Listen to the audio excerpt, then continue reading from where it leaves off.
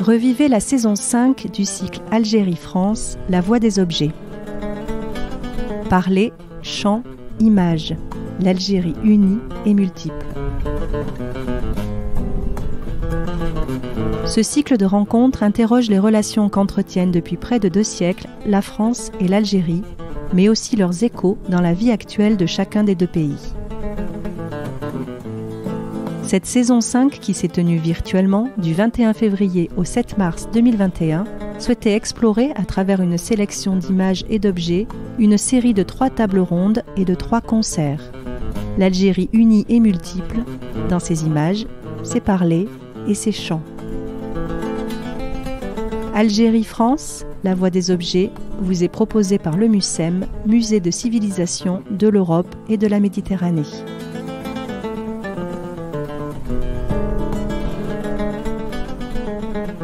Épisode 3. Malouf, Chaabi, Raï, Hirak, l'Algérie comme elle se chante. La riche pluralité de son expression musicale est de longue date l'un des plus beaux traits de l'Algérie. Par-delà les sources berbères et arabo-andalouses, une certaine polarité géographique a pu se dessiner entre le Malouf, que l'on lie à la région de Constantine, le Chaabi, qui fait chanter celle d'Alger, ou encore le Raï, né à Oran. Ce nouvel épisode vous est présenté par les conservatrices Camille Faucourt et Florence Udovitz, suivi d'une discussion avec Maya Saïdani, ethnomusicologue spécialiste des musiques et danses traditionnelles de l'Algérie, Nedjim Bouizoul, leader du groupe Labès, modéré par la journaliste Naïma Yahi.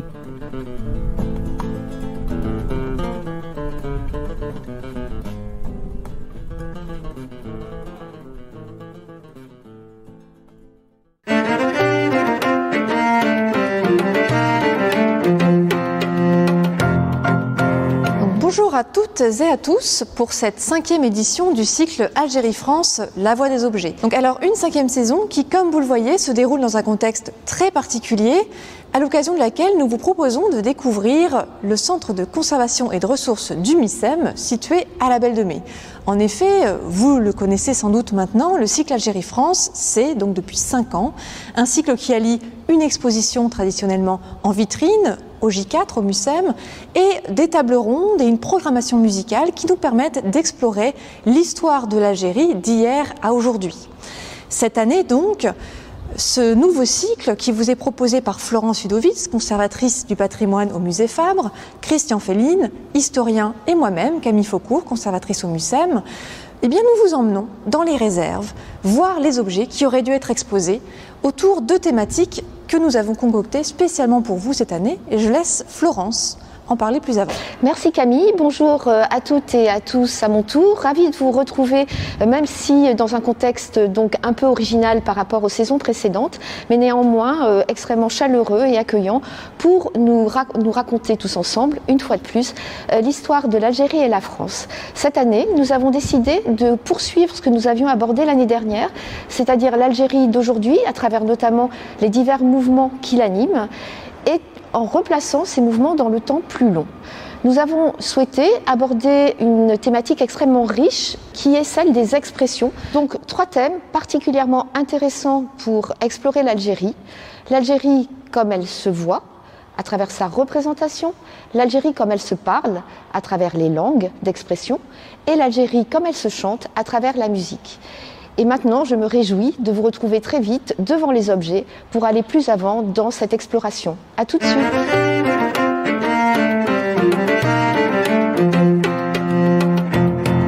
Bonjour à toutes et à tous et bienvenue aujourd'hui pour parler de cette expression musicale de l'Algérie, immense et vaste, que vous connaissez sans doute tous à travers le malouf, le chabi, le raï, le rap, et bref, toutes ces expressions multiples et riches, extrêmement vivaces encore aujourd'hui et diffusées dans le monde entier.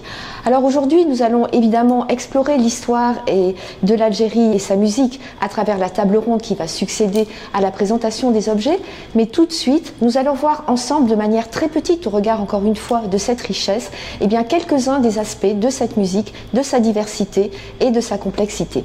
A tout de suite devant les objets. Alors nous commençons notre visite de manière chronologique avec cette mauresque chantant, buste exécuté par Charles Cordier. En 1848, Charles Cordier, sculpteur de son état, connaît le succès au salon parce qu'il sculpte un esclave originaire du Darfour au moment de l'abolition de l'esclavage. Et la qualité de sa sculpture vraiment lui vaut un succès extrêmement fort et qui fait que plus tard, en 1856, la galerie d'ethnographie, la galerie du Muséum, va lui commander une série de type algérien pour représenter, alors là j'ouvre les guillemets, je parle comme à l'époque, toutes les races de l'Algérie. Et véritablement, il va être fasciné par cette commande et il va s'employer à sculpter non seulement ces 12 types, mais tout ce qu'il considère représenter la richesse et la diversité de l'Algérie avant que tous ces peuples se fondent, selon son expression, dans un même peuple, c'est-à-dire disparaissent, soient absorbés par la France. Alors ce qui est assez exceptionnel dans cette façon aussi de faire, c'est que comme vous pouvez le remarquer, on dirait que c'est un véritable buste à taille humaine et en outre elle reprend le style des empereurs romains, ce qui est une véritable nouveauté à l'époque. En outre, alors celle-ci est en marbre, mais Charles Cordier a beaucoup utilisé également les matières de l'Algérie comme l'onyx, divers marbres qui donnaient une couleur à ces sculptures qui étaient aussi assez remarquables pour l'époque. Alors pourquoi mauresque et pourquoi mauresque chantant?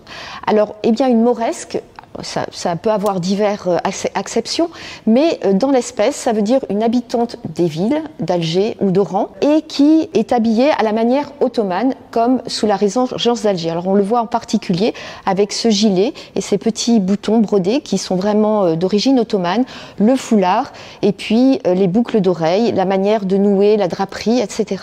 Enfin, pourquoi chantant? Alors ça c'est un petit peu plus difficile à dire. Il se trouve sans doute qu'au même moment où Charles Cordier sculptait cette habitante d'Alger, eh bien en France étaient composés des opéras comiques qui mettaient en scène des personnages, des indigènes, comme on disait à l'époque, chantant, et en particulier les mauresques, avec sans doute un répertoire andalou musulman. Alors Florence vient d'évoquer un sculpteur célèbre du Second Empire, Charles Cordier. Eh bien, on saute maintenant un siècle quasiment et on arrive aux années de la commémoration du centenaire en Algérie, les années 1930, pour continuer dans ce genre de la représentation picturale en Algérie, à travers laquelle eh bien, les peintres, les artistes ont représenté la musique, cet art sonore. Et je suis ici devant un tableau du peintre Étienne Bouchot. Étienne Bouchot qui obtient le prix de la Villa Abdeltif en 1925, ce qui va lui permettre de venir étudier et apprendre son art en Algérie, à Alger plus précisément, où il va ensuite s'installer et demeurer, et où Bouchot va se plaire à représenter Alger la Blanche, la fameuse, avec, vous le voyez sur cette composition, la Casbah à l'arrière-plan, la mosquée de la pêcherie, ces arcades le long du port qui sont immédiatement reconnaissables, et puis cette jetée composée de blocs de béton sur laquelle Bouchot représente ces deux jeunes hommes jouant, désœuvrés de la mandoline, ce qui donne d'ailleurs le titre à ce tableau, les joueurs de mandoline sur la jetée du port d'Alger. Bouchot a largement fréquenté cette jetée, ce port, ces quartiers de la ville, et il est connu pour ses représentations d'hommes généralement, de journaliers, souvent désœuvrés avec la chéchia négligemment posée sur la tête, comme ici, qui profitent du soleil, de la lumière bien réputée de la ville. On va ensuite passer à un autre tableau, beaucoup plus récent celui-là, et le fait d'une artiste algérienne, cette fois-ci, Baya, célèbre, bien célèbre également. Nous changeons radicalement d'univers avec cette gouache sur papier extrêmement colorée, qui fait penser à un dessin d'enfant, un dessin joyeux, en tout cas assez paradisiaque, que d'aucuns ont qualifié d'art naïf, d'art brut. Il s'agit d'une création de Baya Mayedine, Baya, qui est née en 1931 en Algérie, une jeune fille d'origine berbère qui va s'illustrer dès son plus jeune âge dans cet art de la peinture et de la sculpture. Alors Baya devient orpheline dès ses 5 ans et elle va finalement se faire repérer alors qu'elle n'a que 16 ans après ce passé dans son enfance assez douloureux, on l'imagine. Alors Baya se fait repérer par Aimé Mact, galeriste parisien qui se rend à Alger et qui va de suite tomber sous le charme de ses compositions, de ses sculptures et de ses peintures, et qui va la faire participer à l'exposition surréaliste de 1947 à Paris, où André Breton lui-même sera impressionné par l'art de cette jeune artiste algérienne, jusqu'alors complètement inconnue. Quelques années plus tard, en 1953, malheureusement, Baya se fait marier par son tuteur à d'ailleurs un musicien de musique andalouse fort connu, ce qui va entraîner chez elle un retrait du monde de l'art. Elle ne reprendra les pinceaux que 10 ans après, encouragée par l'un des peintres de la génération dite du Molle à Alger, Jean de Maisonseul. Et c'est à cette époque qu'elle va se tourner vers ce répertoire de gouaches extrêmement colorées, extrêmement lumineuses, où les hommes sont complètement absents, où elle met en avant un monde uniquement féminin, un monde féerique, où se côtoient sur un même plan, sans aucun effet de perspective, ces figures de ce qu'on a appelé les hautes dames, figures de mère, de fécondité, de femmes donc, aux côtés d'animaux, d'éléments végétaux, d'éléments fantaisistes. Vous voyez ici une figure d'oiseau qui se mêle à une figure végétale, des papillons qui encadrent cette femme immense, à cette robe colorée, aux motifs également géométriques abstraits, qui tient entre ses mains un luth. C'est donc une musicienne qui se déploie sous nos yeux. Les musiciennes sont extrêmement présentes dans l'art de Baya. Et ici, il est difficile de ne pas y voir peut-être une référence à l'art fatimide, où notamment dans la peinture sur céramique, on retrouve de nombreuses joueuses de luth et de nombreuses femmes musiciennes qui ressemblent à ce profil qui se développe ici. Alors, à partir de la reprise de son activité, Baya va être vraiment érigée comme l'une des peintres modernes de l'art algérien. Et justement, Jean de Maisonseul, devenu directeur du Musée national d'Alger, lui consacrera une place dans l'exposition inaugurale du musée en 1963, intitulée « Peintre algérien ». J'en conclus donc là pour les représentations visuelles de la musique. Alors pour continuer dans l'Algérie telle qu'elle se chante, eh bien nous vous présentons un chanteur dont le Mucem conserve une partie de sa discographie. Alors ce chanteur, il s'agit de Slimane Azem. Slimane Azem fait partie de ces nombreux Algériens qui ont dû émigrer pour trouver du travail en France, qui a connu la guerre en France et qui, au sortir de la guerre, va ouvrir un petit café dans le 15e arrondissement à Paris. Et encouragé par ses amis, il se met à chanter. Vous savez, c'est ces cafés nord-africains qui, pendant la guerre d'indépendance de l'Algérie, ont été de véritables lieux de sociabilité pour la plupart des travailleurs, hommes algériens, qui étaient en France. Et Slimane Azem va connaître cette popularité en chantant dans sa langue natale, qui est le berbère. Et il va chanter notamment des poèmes berbères et puis progressivement des chants qui vont prendre une couleur un peu plus politique, soit pour parler des Français, soit aussi pour, critiquer un petit peu le nouveau pouvoir en place après l'indépendance.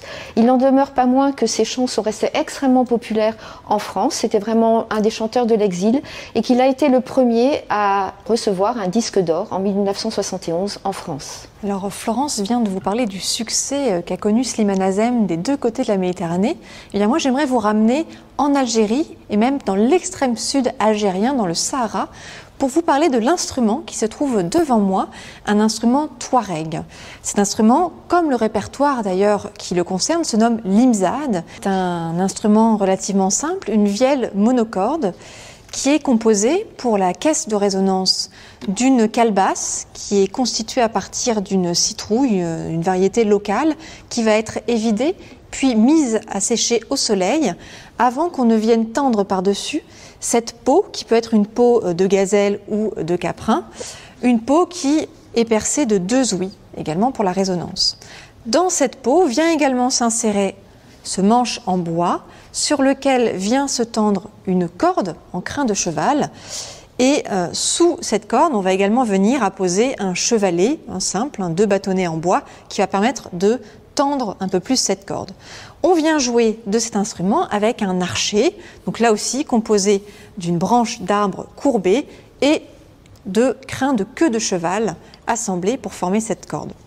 Le crin de cheval, il peut paraître relativement anodin et commun. En réalité, dans le Sahara, les chevaux sont rares, sont précieux. C'est un animal considéré comme noble et c'est donc un bien de prestige qui est utilisé ici pour un instrument qui l'est tout autant. Cet imzad, il a fallu à peu près 2 à 7 jours pour la musicienne pour le confectionner. C'est un instrument donc relativement précieux, relativement rare aussi, puisque de nos jours, les musiciennes qui sont capables de jouer de l'imzad se font de plus en plus rares. L'imzad, c'est donc un registre également, à la fois poétique et musical, qui est pratiqué par les femmes et qui va se développer autour d'une certaine idée de la nature, d'une esthétique, d'une sensibilité de cette nature vue à travers le prisme du féminin. Donc c'est donc un registre, un répertoire très sensible, à travers lequel la musicienne exprime ses états d'âme, ses sentiments. Originellement, l'imzad était joué lors de moments très particuliers, très resserrés, des moments qui sont des moments de rencontres galantes, entre intimes, qui peuvent être à la tombée de la nuit même également, des moments qui se sont faits de plus en plus rares, eux aussi. C'est ce qui a entraîné l'Algérie, avec le Mali et le Niger à ses côtés, à proposer que l'imzad soit inscrit sur la liste représentative du patrimoine culturel immatériel de l'UNESCO, chose faite en 2013. La disparition de cet instrument et de ce répertoire ont ainsi été mis en avant et des associations se sont formées pour défendre cette musique. Aujourd'hui, des jeunes musiciennes sont formées dans des ateliers, notamment dans le Tassili Nadjer, toujours dans le sud de l'Algérie. On a également des studios d'enregistrement et des ateliers de fabrication qui permettent de perpétuer ce savoir-faire.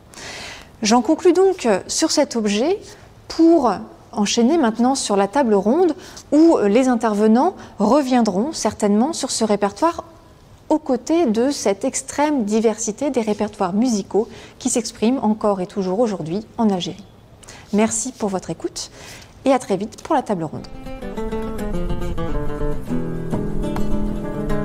Bonjour mesdames et messieurs pour cette dernière rencontre de cette saison 5, France-Algérie, la voix des objets. Aujourd'hui, cette dernière table ronde est consacrée à l'Algérie telle qu'elle se chante, avec nos 2 merveilleux invités. Donc, à ma gauche, Maya Saïdani, qui est donc musicologue au laboratoire CMR-PAH, je l'ai bien dit cette fois-ci, à Alger, donc en Algérie. Et en face de moi, notre ami Nedjib Bouissoul, le leader du groupe Labès. Bienvenue. Merci. On va commencer nos échanges avec un petit temps introductif. Nous allons voir une belle vidéo d'une danse de la région de Msila et Maya nous en dira quelques mots.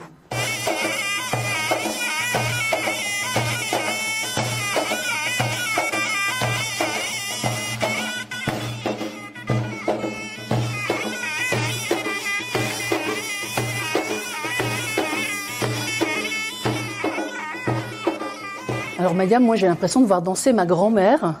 On a commencé par cet extrait de danse, de musique et bientôt de chant, parce qu'on en parlera avec Nedjim. L'Algérie, ce n'est pas que le rail, ce n'est pas que le rap qui a beaucoup marqué, notamment ici en France, avec le succès du grand Soul King, qu'on connaît tous ici, les chefs des années 80, Cheb Khaled, Cheb Mami ou Cheb Kader et bien d'autres, qui vont faire découvrir au public français et international les saveurs de la musique algérienne. On connaît aussi, pour les plus avertis, les charmes du sha'bi algérois ou de la musique arabo-andalouse. Ici, on a commencé à réfléchir à des enjeux de patrimoine en évoquant ces folklores, et on verra l'acception algérienne de ces folklores. Maya, est-ce que vous pouvez nous éclairer sur les grandes familles musicales et, j'allais dire, dans les répertoires musique et danse, les grandes familles musicales algériennes, dans ces grands traits, s'il vous plaît? Merci. Difficile de résumer. Oui. Alors, ce qu'on vient de voir, on va déjà commenter cette vidéo. Cette vidéo fait partie d'un ensemble enregistré pendant l'année de Tlemcen. Année capitale culturelle, voilà. C'est ça? Pour cette année, on a eu un budget d'enregistrement. On a monté plusieurs documentaires et on a utilisé les rushs pour illustrer un travail, on va dire, d'un état des lieux, des musiques et des danses traditionnelles. Alors, la palette est immense. Ce qu'on vient de voir, c'est, on parle du Neyli, mais le Neyli n'est qu'un représentant de plusieurs interprétations. Neyli, c'est plutôt dans la région de Djelfa. Là, on est à Msila, c'est à quelques kilomètres. Mais le principe reste le même. À Msila, de mes enquêtes, on parle plutôt de Nchaï, c'est-à-dire le fait de bouger les doigts. Mais le principe est quand c'est une danse, comme on a vu là, mixte, où femmes, Les hommes aussi dansent le naïli, et c'est encore d'autres gestuels, mais les femmes, pendant la danse, elles tissent, elles reprennent, et c'est le cas des danses, pas seulement en Algérie, hein, partout, où les femmes, dans leur gestuel, reprennent des fois des gestes du quotidien, tout simplement. Et le pendant musical de naïli, est-ce bien le aïe? Et est-ce que vous pouvez nous en dire 2 mots? Le aïe fait partie de ces répertoires qui ont été enregistrés pendant le 1930, donc qu'on appelait Sahraoui, c'est donc du Sahara. Le centenaire de la conquête de l'Algérie. D'accord. Et le aïe, de ce qu'on m'a dit, c'est un répertoire. Les musiciens, les maîtres que j'avais rencontrés, Amsila, Djelfa, etc., me disaient aïe, ça signifie aïa, viens. Parce que c'est dommage qu'on n'ait pas une illustration. L'interprète ça se passe où avec la gaspa. Il y en a plusieurs pour chaque tessiture, et il y a flûte, des flûtes. La gaspa donc vient de roseau, la flûte de roseau, pardon. Et il doit toujours avoir cette technique responsoriale. Donc c'est comme si dans son interprétation, il appelle comme un écho. Et c'est très intéressant parce qu'après aussi dans le répertoire qui est prévu pour la fantasia. Parce que la fantasia aussi va de pair avec tous ces répertoires. On va parler non plus de aïe, mais de haïdi, c'est-à-dire iaoud. C'est-à-dire c'est toujours ce système de question-réponse, de dialogue. On peut parler aussi de khmassa, c'est-à-dire dans les villes du nord, on va parler plutôt des korotes qui font écho au maître, qu'on va les appeler khammas, qui veut dire métayer. C'est très intéressant parce qu'il y a le maître qui, lui, interprète la pièce et un peu le maître du moment musical, et il a ses chorotes, sa chorale, son ensemble vocal qui lui répond. Donc il y a toujours cette technique parce que c'est très difficile quand le micro n'existait pas, il fallait tenir une voix, elle a ses limites, le souffle, vous connaissez bien ça. Donc c'était aussi des techniques pour essayer pour permettre la respiration. Pour nos spectateurs qui ne connaîtraient pas les musiques d'Algérie, quelles seraient les grandes écoles, les grandes couleurs de la musique algérienne? En quelques mots. En quelques mots. Alors, il y a les connus, on ne va pas en parler, c'est-à-dire la musique andalouse, dont le melo fait partie. Et il y a, moi, c'est-à-dire dans tout ce que j'ai eu la chance de monter des colloques et en parallèle des concerts, je vais toujours un peu, vous pardonnerez l'expression, piocher dans ce qui n'est pas connu, dans les enfants cachés de la musique. Bon, il y a dans tout le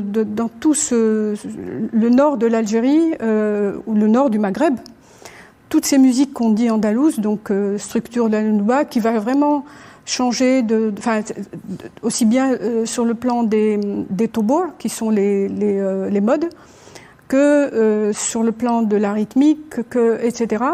Il y a aussi tous ces répertoires citadins, les appellations sont toujours à revoir, le Charbi, le Haouzi de Tlemcen, le Mahjouz de Constantine, et puis on peut aller plus loin. Donc tout ça, c'est très vite Après, il y a aussi les répertoires féminins, très intéressants, avec tout ce qu'ils contiennent de rituels, etc. Si vous permettez, on peut faire ce système un peu depuis le littoral. Après, on passe à tout ce qui est haute plaine. On disait haut plateau, maintenant on dit haute plaine jusqu'aux oreilles. Dans la continuité Aurès, donc on va avoir ce fameux aïe, on va avoir tous les répertoires pour les fantasias, et on va vers les Aurès, on va avoir le Sahraoui, qui est un chant de très forte intensité, parce qu'on est dans une région aussi montagnard, et une palette de danses aussi, dont la danse de Targ el-Khayl ou Targ el-Khayl, les danses qui imitent la jument, mais qui imitent aussi la voiture, Targ el-Tonobel, la voiture. On est moderne en Algérie. Oui. On évolue. Quand on descend encore plus vers le sud, alors c'est très intéressant parce que le sud-est, il y a une variété incroyable, que ce soit, alors longtemps on me disait non, dans le Mzab il n'y a pas de danse, il n'y a pas de chant. C'est vrai que la femme, on ne peut pas rencontrer les femmes, mais il y a une palette de danse très intéressante. Biskra, qui est un carrefour incroyable où on va retrouver le aïe, le naïli, on va retrouver plein de choses parce que Biskra a une histoire très intéressante. C'était un peu une ville de villégiature, c'est une ville qui est passionnée, enfin qui a une variété qui résulte des passages dans la région.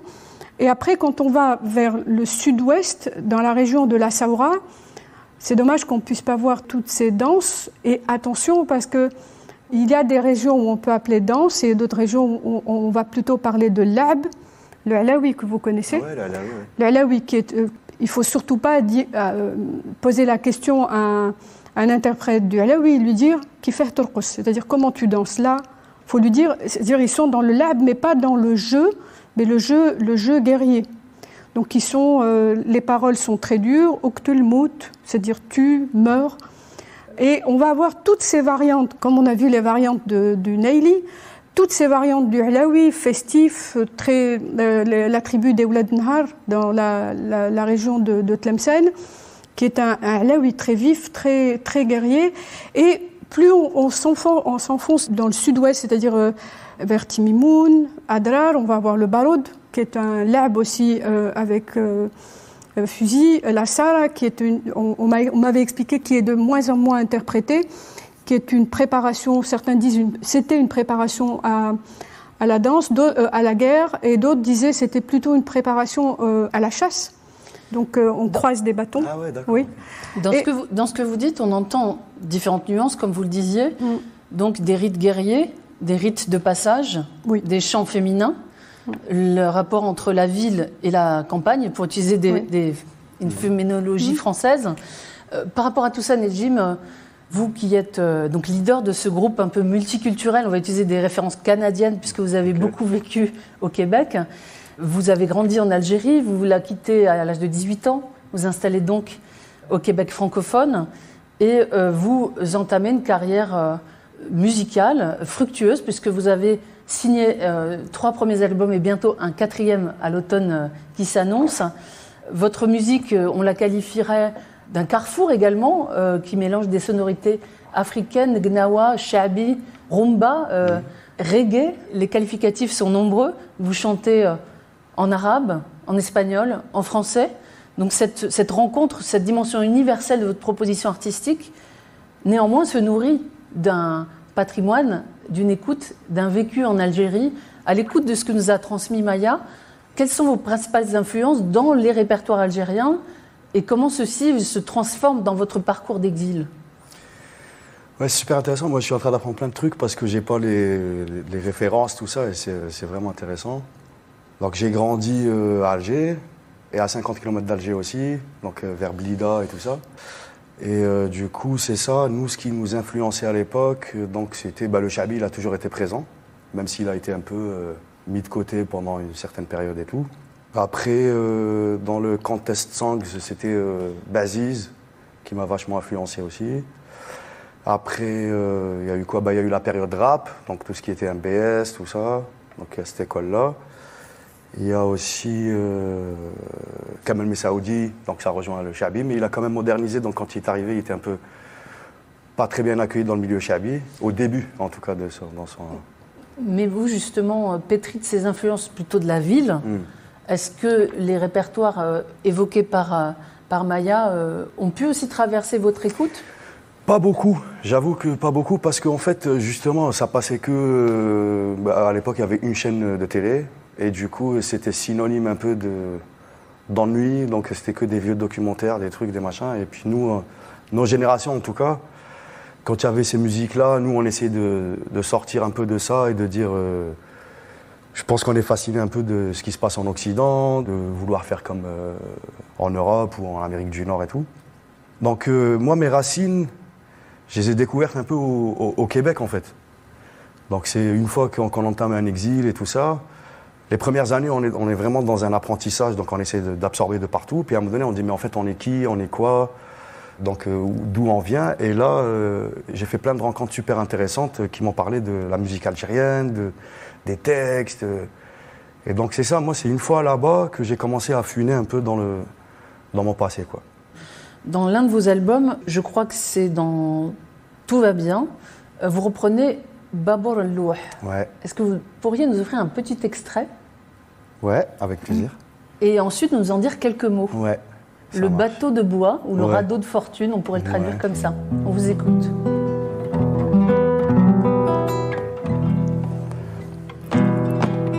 يا بابور لو درت لي جمرة فوق الروح يا بابور لو درت لي جمرة فوق الروح وقلبي مجروح ديت لي لغزالة البعيد وقلبي مجروح ديت لي لغزالة البعيد يا بابور النار حرمتني من الكحلة الشفا يا بابور النار حرمتني من الكحلة الشفا يا زين المسرى يا زين المسرى يا زين المسرى راهي ناري تشعل وتزيد يا زين المسرى راهي ناري تشعل وتزيد.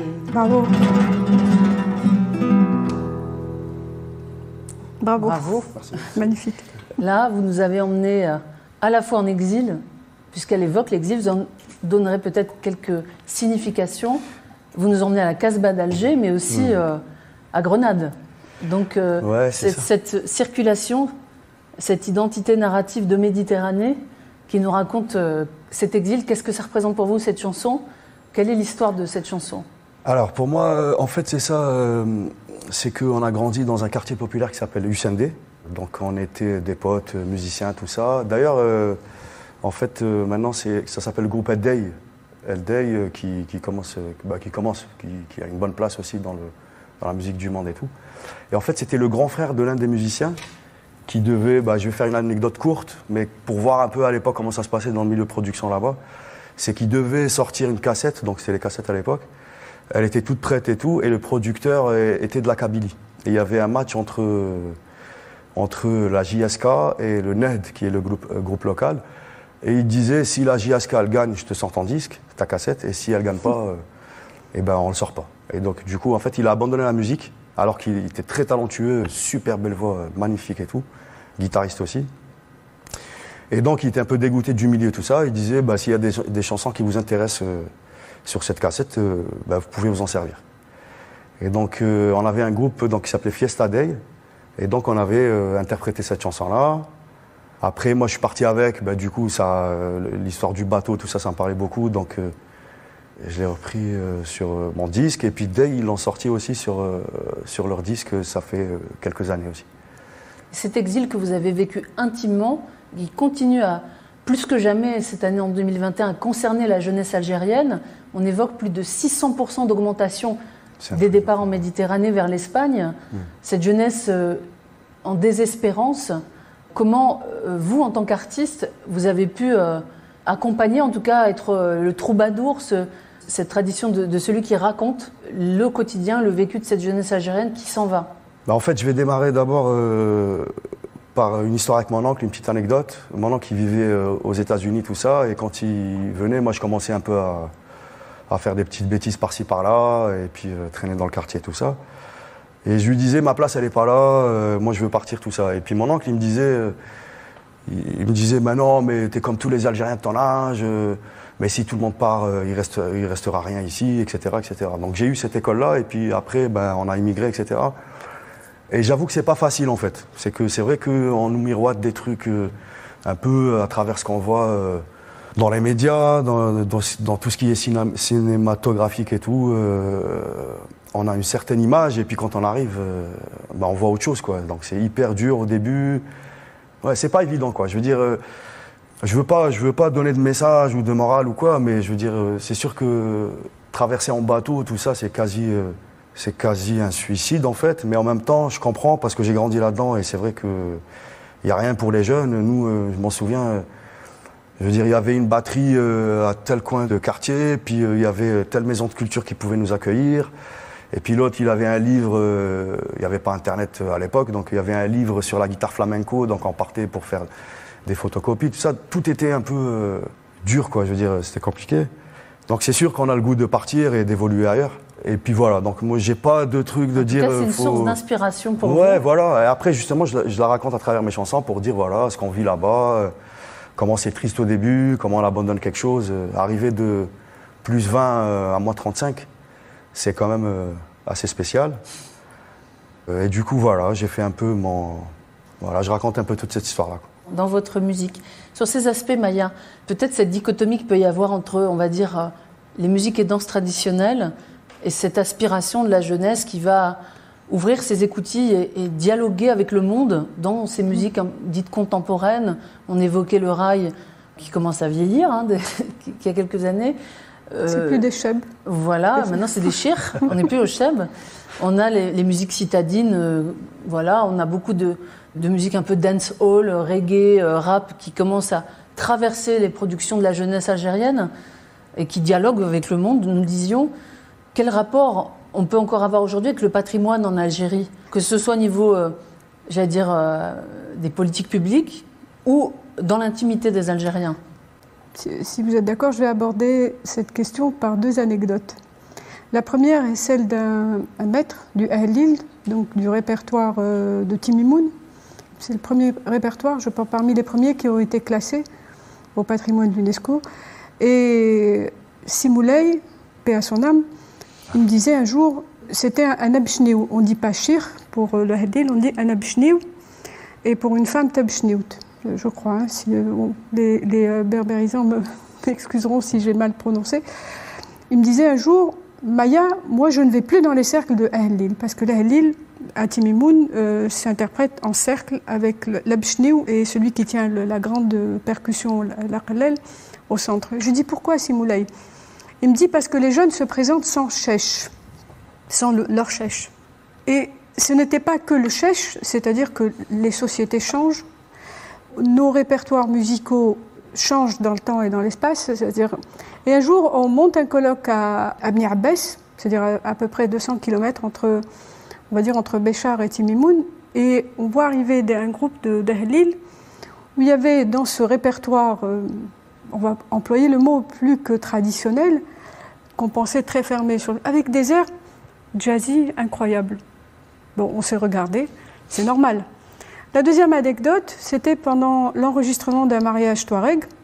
Tout le monde débute et fait on continue à faire tous les jours, on fait des erreurs et on se rattrape. L'intérêt, je pense, hein, je ne suis pas une donneuse de leçons, mais l'intérêt c'est de se rattraper. Et donc on enregistre ce mariage avec tout le rituel du mariage touareg, mais en extérieur, c'est-à-dire sur les plaines de l'Arga. Et alors j'avais une jeune touareg à côté, je lui dis, ton mariage va se passer comme ça? Elle me regarde, elle me fait non, mais moi je fais ça dans une salle et je porterai une robe de mariée. Sur le coup, je me suis dit, mais c'est comme si je... Et après, j'ai réalisé combien on est... pourquoi est-ce dans le Nord, c'est-à-dire que tout le monde, tous les jeunes sont connectés de la même façon. Maintenant, on n'attend pas 2 heures pour être connecté. Tout le monde est connecté et aspire au même... rêve de la même façon, etc. Donc, maintenant, par rapport au répertoire, on parlait de répertoire IMZ, qui veut dire, c'est-à-dire que le répertoire porte le nom de l'instrument IMZ. Si vous permettez 2 secondes, c'est-à-dire que, d'ailleurs, j'ai quelques vidéos sur la fabrication de l'IMZ. Il est fabriqué par les femmes et interprété, c'est-à-dire que les femmes le fabriquent et en jouent. Donc, il est posé comme un enfant dans leur... bon, c'est en train de changer aussi. Et pendant qu'elle fabrique son IMZ, sur on dit ça, la table d'harmonie, c'est ça? Ouais, table d'harmonie. Elle fait 2 trous, elle dit c'est pour qu'ils regardent, et tol, c'est-à-dire qu'ils regardent. Et tol, c'est plus que regarder, c'est regarder comme quand on regarde contempler, ouais, c'est ça. Et le chevalet, je mets ces 2 bâtons, c'est-à-dire pour qu'ils se lèvent. Donc ce répertoire IMZ, maintenant les répertoires des jeunes ne s'appellent plus IMZ, mais ils s'appellent guitare. D'accord. Donc on voit bien la continuité, mais des fois le groupe va s'appeler IMZ pour jouer guitare. Donc je pense que au début de mes recherches, j'étais là à vouloir qu'il y ait des techniques pour protéger le patrimoine, etc. Mais le patrimoine est quelque chose de vivant. Il change tout le temps. Aux chercheurs et aux États de trouver les solutions pour... Mais on sent bien que les répertoires qu'on appelle traditionnels, même à l'époque d'Ahmed Selli, qui est décédé, un grand maître de la Sana'a d'Alger, il avait introduit des instruments comme le mandol. Chacun apporte des choses nouvelles, mais une fois que ces personnes vieillissent, et quand quelqu'un apporte, on a tout de suite peur du changement. Mais je crois que maintenant c'est une réalité. La preuve en est... J'ai écouté ce matin de vous un répertoire gnaoui que vous avez réinterprété. Ouais. Et quand on écoute les associations, la naissance des associations et ce que font les associations, c'est pas connu du tout parce qu'on les invite dans le cadre d'un festival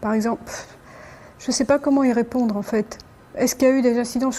Je pense, oui, sûrement, parce que ces répertoires sont dans nombre de régions, sont surtout interprétés dans ce qu'on appelle les wa'da, donc les fêtes vouées au saint. Enfin, le saint, c'est plutôt plus une exception européenne. Dans toutes les régions d'Algérie, il y a ces fêtes autour des marabouts, autour des...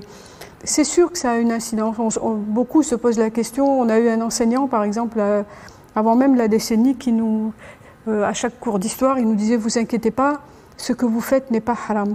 C'est-à-dire, mais on était là, on était inscrits, on était heureux c'était une promotion très... C'était avant la décennie. Mais ce qu'il faut surtout, peut-être, aller vers des choses moins dures, c'est qu'après la décennie, il y a eu ont été organisés un nombre de festivals incroyables pour beaucoup de répertoires, pour des danses, et j'avais aussi pour ce travail d'enregistrement, ont été construites aussi énormément de maisons de jeunes, 200 dinars la nuit, ça vous donne une très petite somme, pour favoriser justement l'échange entre la circulation des jeunes dans le pays. Ça a été une décennie terrible. Est-ce qu'on peut, sans faire de comparaison n'est pas raison, mais est-ce qu'on peut faire une espèce de movida dans le milieu culturel après la décennie noire? Une espèce de bouffée de vie, de besoin de créer? Oui, je pense que ce programme était là aussi pour essayer, on n'oublie pas, on ne s'enfonce pas dans une forêt comme ça maintenant, alors qu'on le faisait très simplement avant. On s'installait sur une plage été comme hiver, on prenait... Bon, c'est sûr que ça nous a changé pour longtemps, mais il y a une jeunesse qui est extraordinaire. Rien qu'à voir quand on part en vacances ou pour travailler en Tunisie ou au Maroc, on écoute énormément de musique algérienne, moderne, l'Hassimi. C'est vrai. Kamel Messaoud est parti trop jeune, il est mort trop jeune. Ce qu'il a créé est incroyable, et pas seulement, je ne cite que ce que vous faites. Et il y a une création. Ce qui est dommage, c'est que ce n'est pas répertorié, on n'en parle pas. Il y a des musiciens plus que formidables, mais qui sont un peu éparpillés et on n'en parle pas. Le problème qu'on a, je pense, c'est un problème de communication. On ne communique pas assez sur ce qu'on fait. Je ne dis pas qu'on est les plus... Mais il y a une production énorme, intéressante. Est-ce que l'hémorragie des années 90, qui ont vu partir nombreux intellectuels et artistes qui risquaient leur vie si elles ne prenaient pas la route de l'exil, comment ça a durablement affecté le patrimoine musical algérien, même si j'entends ce que vous dites sur le dynamisme, la créativité, la résurgence des musiques algériennes, des répertoires algériens après cette décennie noire, comment ça a modifié le paysage musical algérien? Parce que beaucoup ont pris la France, comme par exemple comme base arrière. Oui, je pense aux artistes de l'usine, ici en France, les Cheikh Sidi Bémol, Youssef Boukella, Samira Brahmiya qu'on a entendu la semaine dernière ici au Mucem, Khalif Mezi Allawa, toutes ces générations dorées de grands artistes qui vont partir à la fin des années 90 ou plus tard, mais qui vont partir. Je ne connais pas la raison de votre départ, mais cette génération plus âgée que vous, que la vôtre, qui va partir et qui va faire de la musique algérienne, mais ailleurs, dans l'ailleurs, là où leurs aïeux partaient pour travailler à l'usine, eux, ils ont créé un studio qu'ils ont baptisé l'usine, comme une usine de musique. Voilà. Mais les musiques ont toujours voyagé. Les musiques ne connaissent pas de frontières. Il n'y a pas de frontières dans l'art. Je ne sais pas si je peux intervenir, parce que... Oui. Mais c'est juste que, en fait, je pense que même ça renforce. Parce qu'en temps de crise et tout ça, les artistes, c'est là où ils s'expriment le plus. Et d'après, moi, je ne l'ai pas connu, mais d'après des témoignages avec Petit Moh, avec les grands frères, apparemment, moi, j'aurais rêvé, parce que c'était quand même c'était une période très dure, mais en tout cas, dans les cafés parisiens, tout ça, ils étaient là. Il y avait Matou Blounas, Kamel Saoudi, Idi. Ils étaient tous à la même table en train d'écrire des chansons, des trucs. Et ça je trouve que nos générations, on a un peu moins ça, justement. C'est qu'on a hérité d'un côté occidental, je ne sais pas comment l'appeler, le côté... méditerranéen, tout ça, mais on a hérité aussi une forme d'individualisme aussi. C'est que chacun va faire ses trucs un peu de son côté. Alors qu'à l'époque, ils étaient tous à la même table. Toi, t'as écrit quoi et tout ça. Donc je pense que ça a renforcé aussi cheminement artistique ou bien le patrimoine algérien, je trouve. Oui, mais je sais pas qu'est-ce que vous en pensez. Vous diriez aujourd'hui que vous manquez de collègues dans votre exil? Ouais, moi je trouve que l'individualisme il est super présent. Après, il y a de l'entraide, en Algérie on le voit, les jeunes ils s'entraident, etc. Mais il y a quand même un truc qu'on a perdu de l'époque. Une certaine époque où tu n'avais pas ça, bah tiens, prends. J'ai l'impression que les jeunes, justement, c'est à l'image aussi des réseaux sociaux et des trucs du m'as-tu vu, tout le temps, qui transforment un peu une carrière artistique. Faut faire vraiment attention parce que ça peut la transformer un peu, par moment. Je dis ça modestement. Oui, mais on saura dans quelques années les effets positifs comme négatifs des réseaux sociaux. Ah bah ouais. Pour le moment... Vous évoquez justement les réseaux sociaux, c'est un phénomène mondial, notamment dans les trajectoires des artistes du monde du spectacle vivant et en particulier de la musique. Aujourd'hui, on a plus intérêt à avoir des followers sur TikTok ou Instagram pour pouvoir faire écouter sa musique, vendre sa musique, devenir une star ou en tout cas être reconnu comme tel. On a vu des trajectoires intéressantes d'artistes algériens qui vont utiliser YouTube pour rencontrer leur public, notamment dans le rail. Quels seraient aujourd'hui les usages sociaux qu'un artiste comme vous, Nedjim, pourrait avoir des réseaux sociaux dans votre trajectoire? Qu'est-ce que ça vous a apporté pour rencontrer votre public? C'est vrai que là, bah oui, moi ça m'a beaucoup aidé aussi parce que justement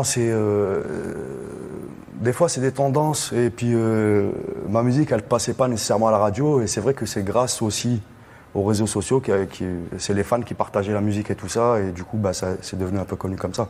Donc ça, je veux dire, c'est quand même bénéfique aussi. Mais il faut faire attention de ne pas tomber dans le narcissisme. Parce que maintenant, j'ai mangé un sandwich, j'ai mangé je sais pas quoi, les gens ils commentent, j'ai acheté une nouvelle veste, un nouveau truc, j'ai l'impression que... L'abus. Voilà, après chacun a son truc à dire là-dessus, mais en tout cas, moi ça m'inspire pas confiance, quoi. De passer toute la journée à commenter les faits et gestes et les trucs. On a quand même le droit de vous suivre sur vos réseaux sociaux. Oui, je sais, mais est-ce qu'à l'époque, moi, je veux dire, si je parle de quand même Saoudi Allah Rahmo, ou bien là, je commence à peine à avoir des témoignages, par exemple, de notre grand frère Petit Moua, donc qui en parle et tout ça. Mais Petit Moua qui collabore avec vous, qui est un grand artiste du Chaabi algérien. Bah ouais, exactement. Et lui, il a même vécu avec lui, avec quand même Saoudi Allah Rahmo. Et donc, mais c'est intéressant, c'est la vieille école, donc on va chercher l'information aussi. Donc le patrimoine. Donc, le patrimoine, exactement. On va le chercher dans une démarche assez je veux dire, je trouve ça beau. De partir voir quelqu'un et de demander alors comment il était tel cheikh, comment... Et puis il y a des petites anecdotes qui vont sortir, tout ça. Or qu'aujourd'hui, on expose tout et... Est-ce que vous pourriez nous offrir, je vous prends un peu à l'improviste, un petit morceau d'une chanson Chaabi qui vous aurait marqué, a cappella ou à la guitare? Ah bah quand même Saoudi, moi, il a vraiment bercé... Vous offrez peut-être à nos auditeurs et nos spectateurs un petit extrait de Kamel? On leur donne envie et il faut leur faire découvrir. Ouais, ça marche. Alors, il y a une chanson hyper triste. On y va. Il y a Shema'a, et non, j'allais faire Yadnia. Et du coup, elle a été écrite par Yassine Ouabed et interprétée par Kamel Saoudi Allah.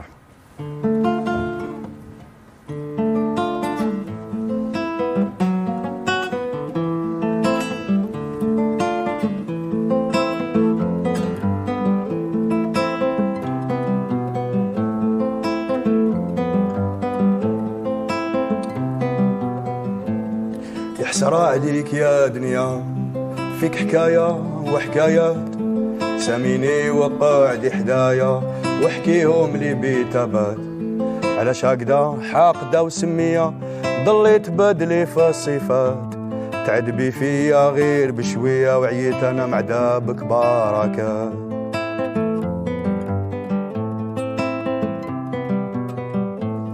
تلعبي بيا ولا معايا جاوبيني على شاد سكات قالوا لي ليك مسرحية وانا المسرح سكن لي في الداد والتذكيرة خلصتها غالية ديت معايا شي وردات دخلت القاعة صفقوا عليا طلع الستار الضو تفات لقيت روحي في تمثيلية والديكور نخوف من الموات قمعتيني ودارتي عليا عندي جدي بصح مات يا حسرة عليك يا دنيا فيك حكاية وحكايات ساميني وقاعد حدايا واحكيهم لي بيتابات علاش هكذا حقدة وسمية ضليت بدلي في الصفات لا بيبي نجيب un petit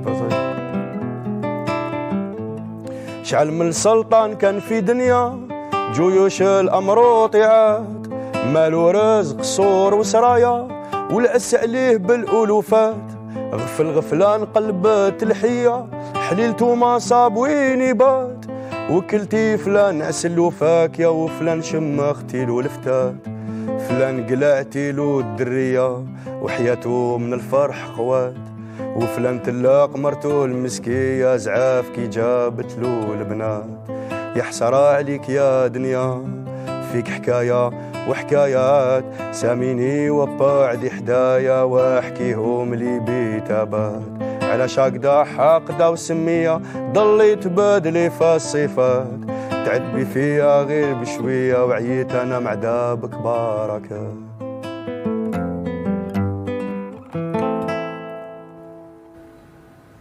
Merci Nedjim. Bravo. Avec plaisir.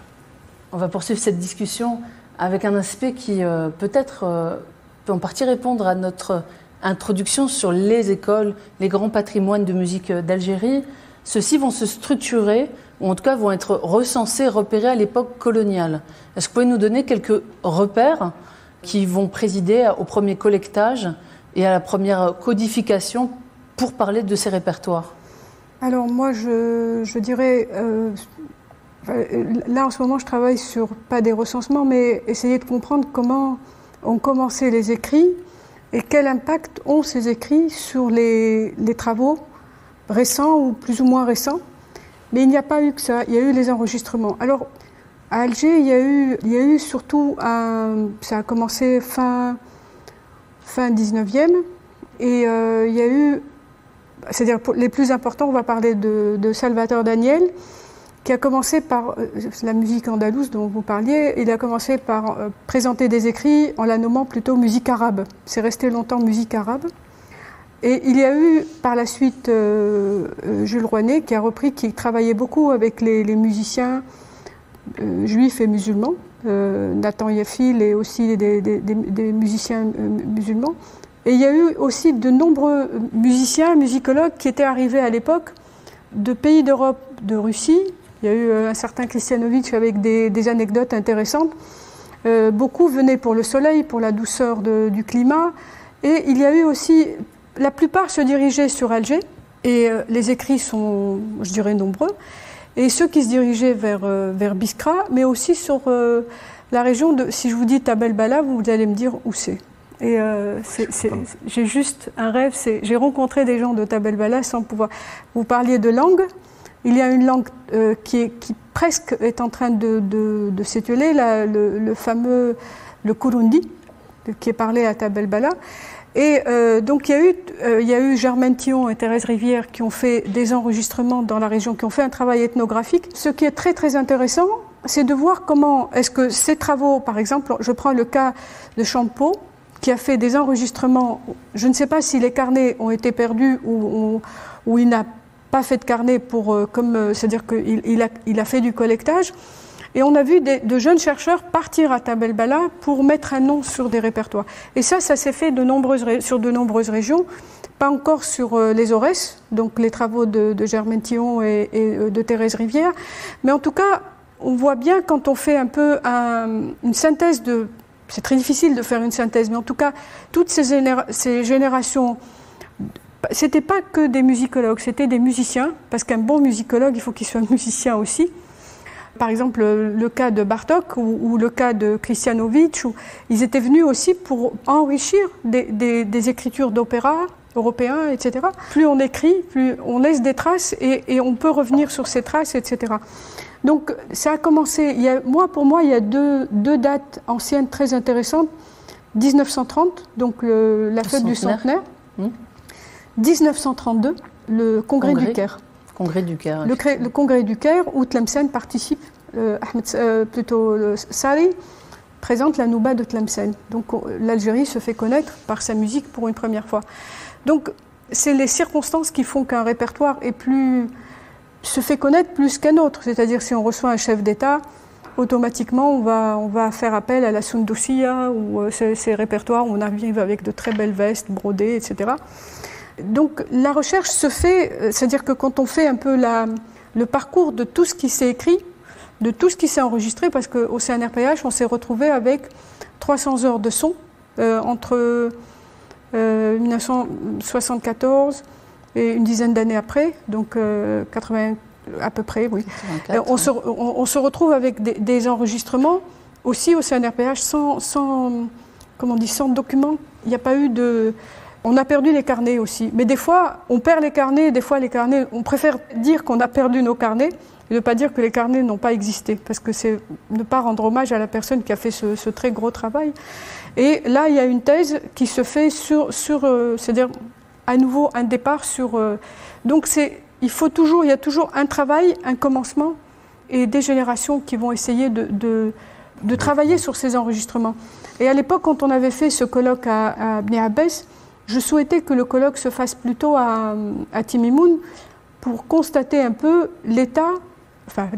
disons un peu comment l'Ahlil avait évolué, parce que avant on avait cette mauvaise idée de dire ça se détériore, le patrimoine est en train de disparaître. Non, il est juste en train d'évoluer comme une personne, comme il grandit, il devient adolescent, et on ne peut rien faire contre ça. C'est-à-dire que le chercheur, le collecteur, n'est pas là pour donner des leçons, il est juste là pour constater et rendre compte de quelque chose, d'un vécu musical. Voilà. Et pour rendre compte de ce vécu musical, effectivement, on a les artistes.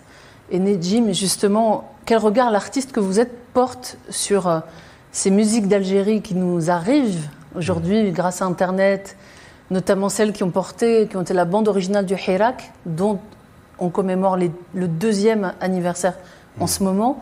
Quel regard artistique vous portez sur ces chants de la rue qui vont porter la contestation, comme vous le faites à travers votre musique? Ça fait chaud au cœur. Ça fait chaud au cœur de voir qu'il y a une transmission. Pas de transmission dans ces cas-là, c'est surtout de voir qu'il y a une continuité justement et que voilà quoi. Il faut dire que ça a commencé par les stades aussi. Ouais, ça a commencé par les stades et c'est bien. Vous utilisiez justement la fameuse trompette qu'on utilise dans le stade. Je sais. Moi, j'étais. Je ne sais pas si c'est voulu. Je sais qu'à un moment donné, j'ai même enregistré une manifestation que j'avais mis sur le 2e disque, je pense. Après, oui, il y a des trompettes qui simulent un peu tout ce qui est stade et tout, parce que j'ai traîné beaucoup dans les stades. Oui. Vous parlez tout à l'heure de Nahd, les Rouges et Or. L'équipe de USND, justement. Il y a toujours du football quand on parle de l'Algérie, il faut le savoir. Justement, sur ces hymnes des stades qui vont arriver jusqu'à toucher le monde entier, avec le Hirak, qui vont vraiment chroniquer la société algérienne dans ce qui la traverse, la lutte contre la corruption, pour plus de démocratie, sur cet horizon bouché pour la jeunesse algérienne, même si les supporters sont dans l'intergénérationnalité, puisqu'ils sont plus ou moins jeunes dans leur rang.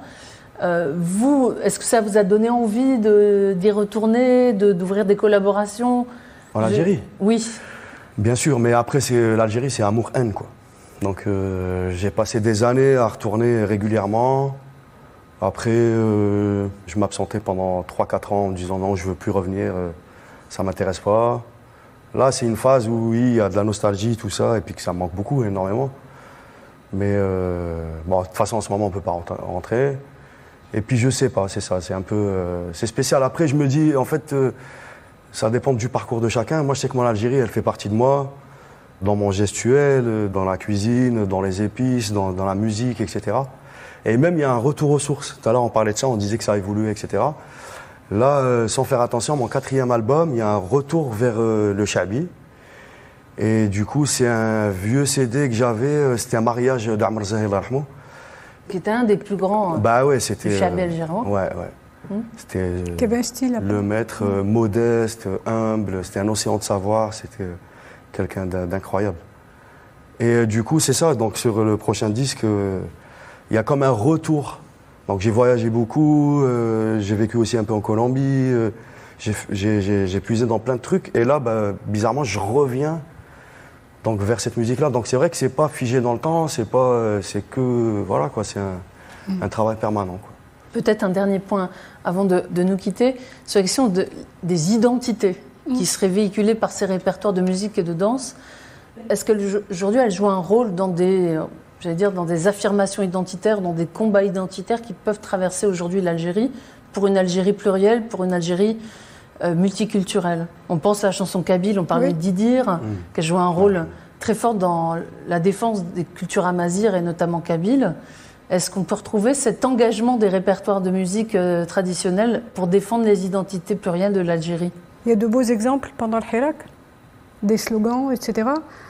Mais moi je trouve, bon, il y a la question de la musique kabyle qui est la question identitaire, mais à mon sens, je ne sais pas si on la retrouve ailleurs, cette manière de dire, c'est-à-dire de s'affirmer très très très fort.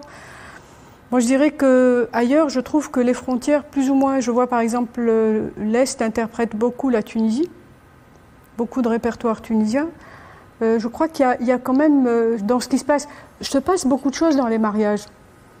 Les mariages sont un terrain d'observation très très très intéressant, mais je trouve qu'il y a vraiment, actuellement, le fait qu'on se déplace plus facilement, les jeunes vont à l'université, donc moi je pense que les frontières, au contraire, sont en train d'exister de moins en moins, c'est-à-dire on joue de ci, de ça, et on n'a pas...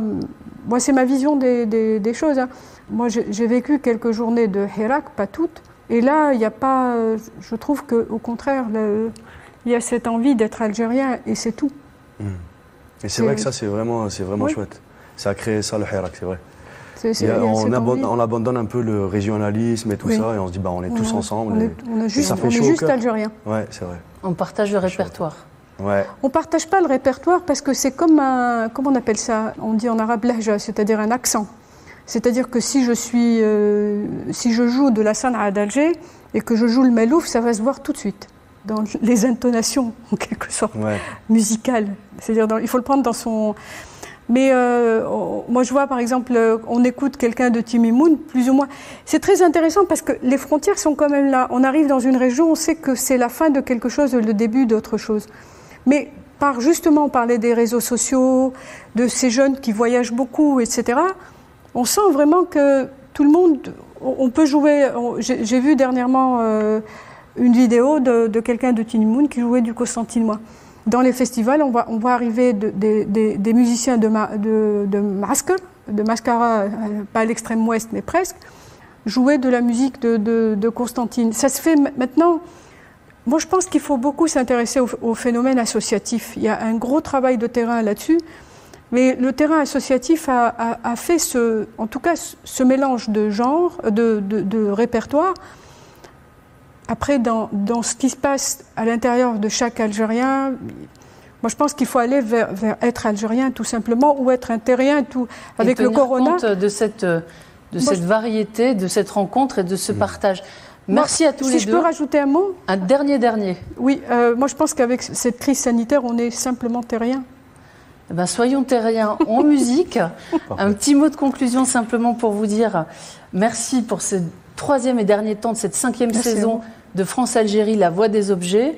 Une saison préparée avec beaucoup d'intérêt par Florence Udovitz, Camille Faucourt, Christian Féline et Clémence Levasseur. Je les remercie, c'était un grand plaisir pour moi d'animer ces 3 séances. Et on ne va pas se quitter comme ça, puisque la Besse va nous offrir un beau concert. Donc, en avant la musique. À bientôt. Merci. Merci.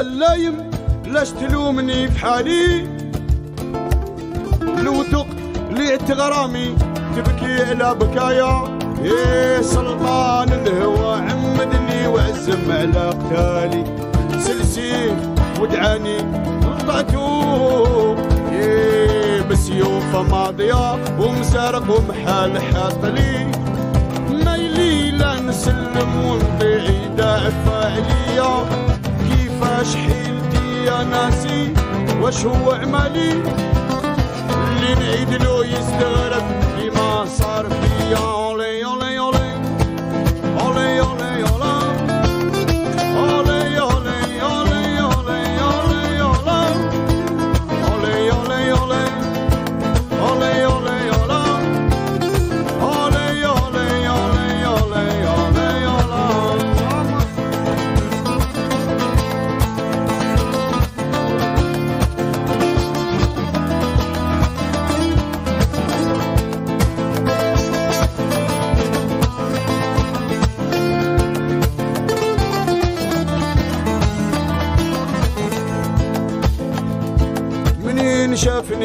متحير وتبدلوا حوالي. قال لي نعذرك هاد العشق بليتو بليا، مول الغرام ما عمرو في الدنيا يكون سالي. مرة يهيج بحرو ومواجهو دافعة قوية، ومرة يكون ساكت حتى تقول ولي. يزار دعوته مقبولة صالح في خفية، ومرة يكون سكران بحال مشدوب ماشكالي. سكران بالهوى ما يعرفش الصبح من العشية. يا كيفاش حيلتي يا ناسي واش هو عمالي، اللي نعيدلو يستغرب فيما صار بيا.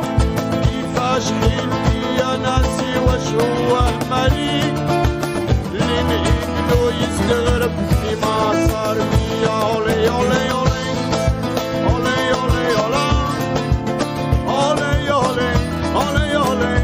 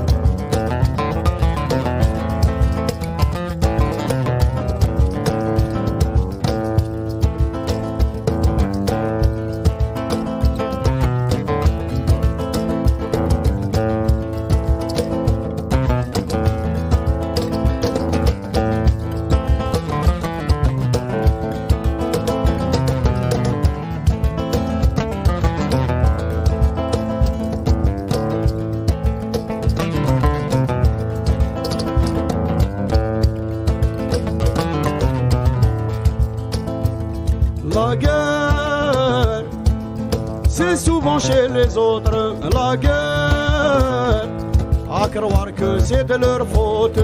La guerre, c'est souvent chez les autres la guerre. À croire que c'est de leur faute, à croire que c'est de leur faute.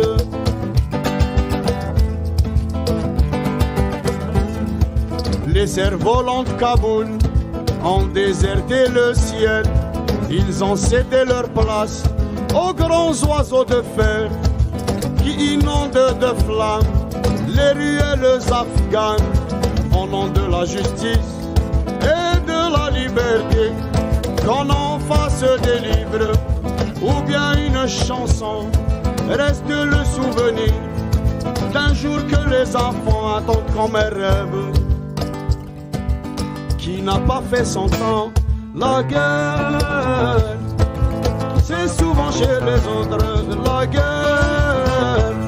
À croire que c'est de leur faute la guerre. C'est souvent chez les autres la guerre. À croire que c'est de leur faute.